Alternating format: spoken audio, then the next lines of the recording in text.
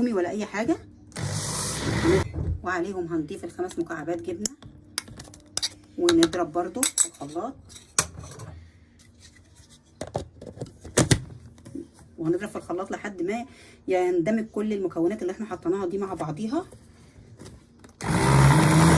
وبعد كده ما ضربنا كل المكونات على بعضها، هنصب بقى الصوص اللي احنا عملناه ده كده في البرطمان.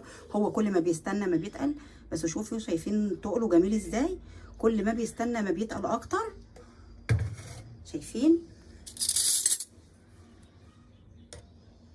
وكل ما هيستنى ويغيب هيتقل اكتر. طعمه تحفه بجد، رائع جدا، جربوه. وهنعمل معاكم صوص الكراميل ان شاء الله برضو، وهنوريه لكم مع بعض. هعمل معاكم صوص الكراميل اللي محتاجين كوبايه سكر، كوبايه كريمه، ده نوع الكريمه اللي انا استخدمته اهو، جهينه، ومكعبين زبده.